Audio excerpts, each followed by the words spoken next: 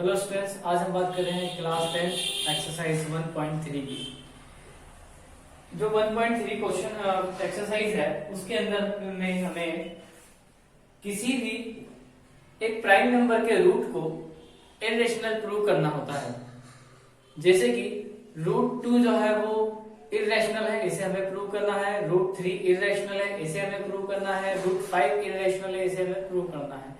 9th में हमने पढ़ा था कि रूट वाले जो नंबर्स होते हैं, प्राइम नंबर, कोई भी प्राइम नंबर यदि है और वो रूट में लिखा हुआ है तो वो इरेशनल नंबर होगा। लेकिन यदि हम बात करते हैं √4 की तो ये इरेशनल नहीं, रेशनल नंबर है। तो इसी तरीके से यहाँ पे हमें एक क्वेश्चन दिया हुआ है कि हमें √3, √5, √2, √7, √11 को इरेशनल प्रूव करना है कि ये इरेशनल है। तो इरेशनल प्रूव करने के लिए हम एक क्वेश्चन ले लेते हैं 1.3 exercise 1.3 question number first. Exercise 1.3 question number first, prove that √5 is irrational. √5 is irrational। जो √5 है वो इरेशनल है। तो शुरुआत करते हैं हम स्टार्टिंग में मान लेते हैं, लेट अस एज्यूम, हम ये एज्यूम करेंगे कि √5 जो है वो इरेशनल नहीं है, रेशनल है। √5 जो है वो इरेशनल नहीं है, ये केवल हमें एज्यूम करना है कि √5 क्या है, रेशनल है।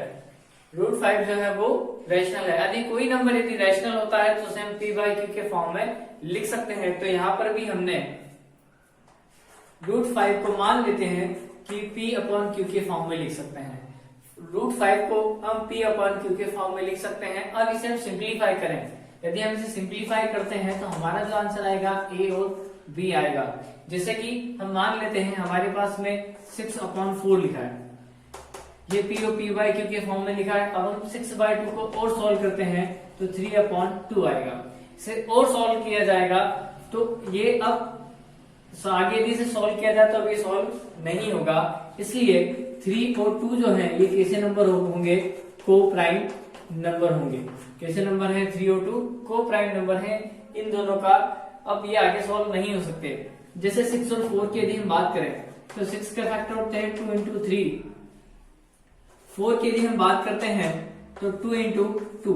तो कॉमन फैक्टर जो है वो क्या आ रहा है, 2 आ रहा है। लेकिन यदि हम 3 और 2 की बात करते हैं, इसके अंदर कोई भी कॉमन फैक्टर हमारा नहीं आ रहा है। यहाँ पे हम 1 भी ऐड कर देते हैं। एक कॉमन फैक्टर जो है 6 और 4 का वो 2 होगा, एक कॉमन फैक्टर 1 होगा। तो यहाँ पे 6 और 4 के कितने कॉमन फैक्टर है हमारे पास में, 2। लेकिन 3 और 2 की यदि हम बात करते हैं तो 3 और 2 के अंदर कॉमन फैक्टर हमारे पास में है 1। 3 और 2 का कॉमन फैक्टर है हमारे पास में 1 ही है। इसलिए इन्हें हमने क्या कहा है, को प्राइम नंबर कहा है। को प्राइम नंबर वे नंबर्स हैं जिसके अंदर उनका जो फैक्टर है, उनका जो कॉमन फैक्टर है वो केवल 1 होता है और वो भी केवल 1 होता है। मतलब काउंटिंग में भी 1 आएगा, 1 होगा, और जो नंबर है वो भी क्या होगा, 1 ही होगा। तो ये को प्राइम नंबर है। तो यहाँ पे डेफिनेशन यहाँ पे हमारी को प्राइम नंबर की थी। हम हमारे क्वेश्चन पे आते हैं। हम बात कर रहे हैं √5 की। तो √5 इक्वल p/q के फॉर्म में लिखा। यहाँ पे a और b आ गया। अब a और b जो है ये दोनों जो नंबर है हमारे, ये कैसे नंबर हैं, a और b जो है आर को प्राइम नंबर। a और b जो है वो कैसे हैं, को प्राइम नंबर है। इसका मतलब ये है कि यदि a के फैक्टर की यदि हम बात करते हैं तो a का फैक्टर कौन होगा, a का फैक्टर कौन होगा, एक तो a होगा, दूसरा 1 होगा। कोई भी नंबर यदि आपके पास में है 5 है तो 5 का फैक्टर कौन होगा, 5 और 1, एक तो खुद होगा और 1 होगा। तो उसी तरीके से यदि हम बात करते हैं कि a और b जो को प्राइम नंबर है इनके फैक्टर क्या होंगे, तो यहाँ पे हम देखते हैं तो a का जो फैक्टर है, अभी समझने के लिए लिख लेते हैं, a का जो फैक्टर है a × 1 है और b का जो है वो b × 1 है। आगे देखते हैं कि ए और बी जो है को प्राइम नंबर है, तो √5 is equal to a by b. हमने दोनों साइड स्क्वायरिंग करी, स्क्वायरिंग बोथ साइड, तो 5 का स्क्वायर क्या हो जाएगा 5 हो जाएगा, ए का स्क्वायर जो है ए स्क्वायर होगा और बी का स्क्वायर बी स्क्वायर होगा। ये बी जो है इधर डिवाइड में है, इधर आएगा तो मल्टीप्लाई में, तो 5b square equal to a square होगा। अब ये जो 5 है इधर b स्क्वायर के साथ मल्टीप्लाई में है, इधर आएगा तो ए स्क्वायर के डिवाइड में आएगा। तो अब ये 5 जो है ये ए स्क्वायर को डिवाइड कर रहा है, 5 डिवाइड्स ए स्क्वायर, सो 5 डिवाइड्स ए आल्सो। जैसे कोई नंबर है, कोई भी प्राइम नंबर यदि किसी नंबर के स्क्वायर को डिवाइड कर सकता है, यदि कोई प्राइम नंबर किसी के स्क्वायर को यदि डिवाइड कर सकता है, तो उसकी पावर 1 को भी वो क्या कर सकता है डिवाइड कर सकता है। जैसे कि यहाँ पे हम देखें कि 5 जो है वो ए स्क्वायर को डिवाइड कर रहा है, तो इसका मतलब 5 जो ए को भी डिवाइड करेगा। ये हमारी थ्योरम चैप्टर की 1.3 वाली थ्योरम है, उसके अकॉर्डिंग हमने यहाँ पर इसको लिखा हुआ है। सो 5 डिवाइड्स ए। अब 5 जो है वो ए को डिवाइड करता है, ये 5 है ये डिवाइड करता है ए को, कितने टाइम डिवाइड करेगा सी टाइम। जैसे कि हमने लिख लिया कि 5 25 को डिवाइड करता है कितने टाइम 5 टाइम। तो उसी तरीके से 5 जो है ए को डिवाइड कर रहा है सी टाइम, उसको डिवाइड कर रहा है। 5 इधर डिवाइड में है, उधर जाएगा तो मल्टीप्लाई में। हमारे पास में ए की वैल्यू आ गई है 5c, ए की वैल्यू आ गई है 5c। अब हम ए की वैल्यू को इक्वेशन नंबर 1 में पुट कर देते हैं। ए की वैल्यू को इक्वेशन नंबर 1 के अंदर हम पुट कर रहे हैं, तो ये हो जाएगा 5b स्क्वायर इक्वल ए स्क्वायर। ए स्क्वायर की वैल्यू हमारे पास नहीं है, हमारे पास ए की वैल्यू है, तो ए की वैल्यू क्या है हमारी 5c है, और ए का जो स्क्वायर होगा वो 5c का स्क्वायर होगा। 5b स्क्वायर इक्वल 5 का स्क्वायर 25 है और c का स्क्वायर c स्क्वायर होगा। 5b square equal 25c square, 5 इधर डिवाइड में है, उधर जाएगा तो इधर मल्टीप्लाई में है, उधर जाएगा तो डिवाइड में। 5 से 25 कैंसिल होगा, तो b इक्वल 5c स्क्वायर। अब यदि हम ध्यान से देखते हैं तो ये 5 जो है मल्टीप्लाई में है, इधर आएगा तो डिवाइड में, डिवाइड किसको करेगा b स्क्वायर को। तो सेम वही लाइन हम लिखेंगे कि 5 डिवाइड्स b स्क्वायर, सो 5 डिवाइड b आल्सो। जो 5 है वो b स्क्वायर को डिवाइड कर रहा है, तो b को भी डिवाइड करेगा थ्योरम 1.3 से। अब यहां पर हमारे पास में ध्यान से हम देखें कि 5 जो है a को डिवाइड करता है, तो इसका मतलब 5 का एक फैक्टर कौन, a का एक फैक्टर वो कौन है 5 है। अब यहाँ पे हमने देखा कि 5 जो है वो b को भी डिवाइड करता है, तो 5 का एक b का एक फैक्टर कौन हो जाएगा 5 हो जाएगा। तो इसका मतलब यदि हम बात करें यहाँ पे कि a और b का जो कॉमन फैक्टर है वो तो एक तो 1 होगा और दूसरा होगा 5। a और b का जो कॉमन फैक्टर है वो एक से ज्यादा हो गए, एक से ज्यादा मतलब कि 1 भी है और 5 भी है। लेकिन कोई को प्राइम नंबर यदि जो होता है उसके जो कभी भी एक से ज्यादा को प्राइम नंबर के कभी भी एक से ज्यादा प्राइम नंबर कॉमन फैक्टर नहीं होते हैं, एक से ज्यादा कॉमन फैक्टर नहीं होते हैं। तो यहाँ पर a और b के एक से ज्यादा प्राइम फैक्टर है। इसका मतलब ये हुआ कि a और b जो है वो हमारा को प्राइम नंबर नहीं है। क्यों नहीं है? क्योंकि को प्राइम नंबर होने के लिए पहली चीज कंडीशन यह है कि केवल और केवल एक ही कॉमन फैक्टर होना चाहिए, लेकिन हमारे पास में एक से ज्यादा कॉमन फैक्टर हैं, इसलिए a और b जो है ये को प्राइम नंबर नहीं होगा। अब हमने यहाँ पे समझेंगे कि a और b जो है हमारे वो को प्राइम नंबर नहीं है। तो को प्राइम नंबर नहीं होने के कारण क्यों नहीं है? क्योंकि उनके एक से ज्यादा प्राइम फैक्टर कॉमन फैक्टर दिए हुए हैं। अब यहाँ पे हम देखते हैं कि एक विरोध वाली बात है, कंट्राडिक्शन यहाँ पर हमारे साथ में पैदा हो रहा है, अराइज हो रहा है। कंट्राडिक्शन यह है कि हमने यहाँ पे ए और बी को को प्राइम माना है, लेकिन अब हमारा जो ए और बी जो को प्राइम नंबर नहीं आ रहा है, तो इसका मतलब है कि हमारा जो हमने एज्यूम किया था वो हमारा गलत है। हमने जिस तरीके से कंसीडर किया था, हमने माना था कि ए और बी जो है वो को प्राइम नंबर है, पर यहाँ पे हम जब इसको सॉल्व करने के लिए आगे जब बढ़ते हैं तब हम ये देखते हैं कि ए और बी जो है को प्राइम नंबर नहीं है। तो ए और बी को प्राइम नंबर नहीं है, इसका मतलब ये हुआ कि फाइव जो है वो रेशनल नहीं होगा।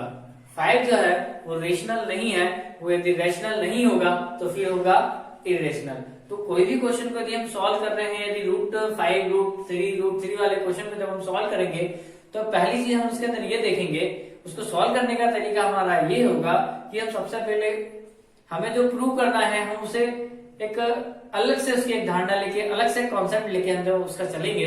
जैसे हमें यहाँ पर इरेशनल प्रूव करना था, तो हम यहाँ पे इरेशनल की जगह हमने स्टार्टिंग रेशनल से की, हमने इरेशनल से नहीं की। हमने क्या मान लिया, हमने अज्यूम किया कि √5 क्या है, रेशनल है। अब रेशनल जब हुआ तो अब यहाँ पे हमारी जब गाड़ी वापस यहाँ तक आई, तो यहाँ पे हम देखते हैं कि ये जो कंडीशन हमारी आ रही है ये गलत आ रही है। हमने जो एज्यूम किया था, जो हमने माना था वो गलत मान गया था। तो यहाँ पे हम ये बोल सकते हैं कि √5 जो है वो इरेशनल नहीं है। इसके लिए आप और इसे समझने के लिए थ्योरम 1.4 जो आपकी बुक में दी हुई है उसे आप एक बार जरूर पढ़ें, जिससे आपको नॉलेज होगा कि किस तरीके से क्वेश्चन को लिखना है और किस तरीके से सॉल्व करना है। Thank you. क्वेश्चन नंबर 2 की 3 + 2√5 इज इरेशनल। हमें इसे प्रूव करना है कि 3 + 2√5 जो है वो इरेशनल है।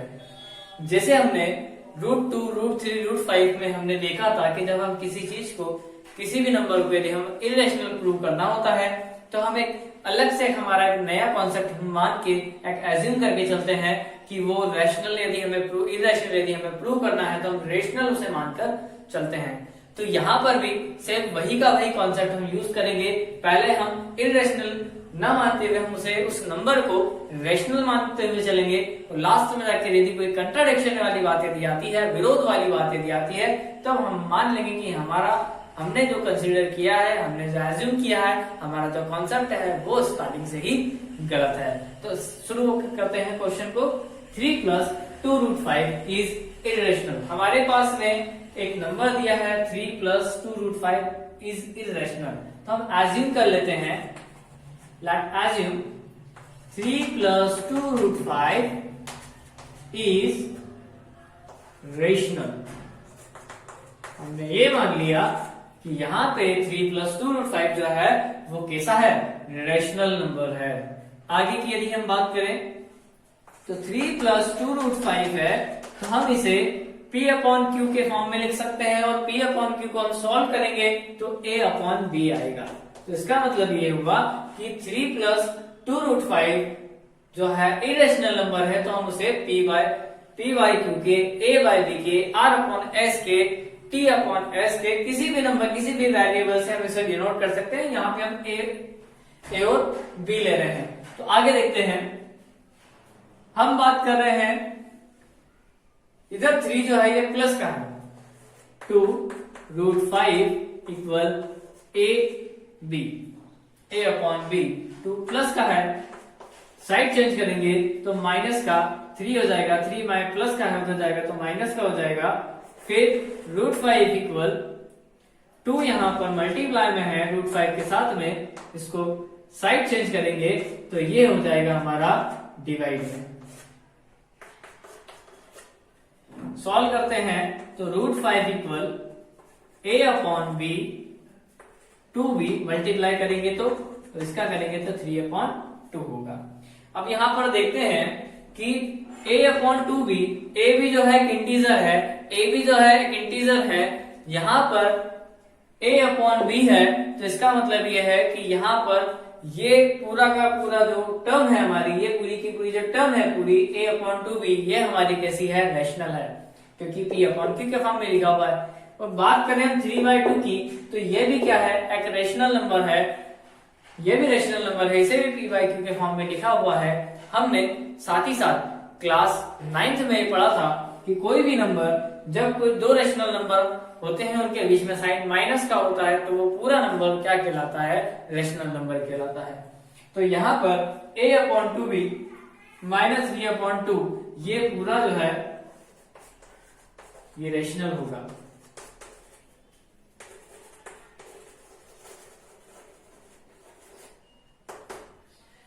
a/2b माइनस 3/2 ये पूरा का पूरा जो नंबर है ये कैसा है, रेशनल है। अब हम देखेंगे कि ये जो नंबर यहाँ पे लिखा हुआ है ये रेशनल है, इसका मतलब √5 भी क्या है, रेशनल है। सो √5 इज आल्सो √5 जो है वो कैसा है, रेशनल है। बट यहां पर हम देखेंगे कि जब हम बात कर रहे थे 1.4 थ्योरम की तो उसके अंदर हमने देखा था कि √5, √2, √3 जो है वो कैसे होते हैं, इरेशनल होते हैं। पर यहाँ पे एक विरोध वाली बात आ रही है कि इस क्वेश्चन के लिए तो √5 जो है, इस क्वेश्चन के लिए तो √5 जो है वो इरेशनल है, लेकिन हमारी जो थ्योरम है वो बोलती है कि √5 तो इरेशनल है। तो एक कंट्राडिक्शन वाली बात फिर से यहाँ पर आती है कि हम देखते हैं कि √5 जो है वो क्या है, इरेशनल है, और यहाँ पे हमारे क्वेश्चन में रेशनल आया है। तो हम यहाँ पे देखेंगे, समझेंगे कि √5 जो है एक कंट्राडिक्शन वाली बात यहाँ पे उत्पन्न कर रहा है, जिसको हम बोलेंगे क्यों यहाँ पे जो गलत बात आ रही है वो क्यों आ रही है, क्योंकि हमने स्टार्टिंग में जो एज्यूम किया था हमारा ये इनकरेक्ट एज्यूम किया था, इसलिए हम यहाँ पे बोल रहे हैं। एक कंट्राडिक्शन वाली बात यहाँ पे हम देख रहे हैं, कंट्राडिक्शन वाली बात हमारी यहाँ पे आ रही है, तो इसलिए √5 जो है वो इरेशनल हम देख रहे हैं 1.4 थ्योरम के अकॉर्डिंग। तो 3 + 2 √5 जो है वो भी क्या होगा, इरेशनल होगा। अब यहाँ पे देखते हैं कि √5 जो है वो क्या है, इरेशनल है। √5 जो है वो इरेशनल है, तो 2a/2b माइनस 3/2b क्या होगा, इरेशनल होगा। तो a/b जो है यहाँ पे इनकरेक्ट एग्जाम्पलेशन के कारण हमारा ये 3 + 2 √5 जो है वो इरेशनल नहीं है, और 3 + 2 √5 जब इरेशनल नहीं है तो इसका मतलब ये हुआ कि 3 + 2 √5 क्या होगा, रेशनल होगा।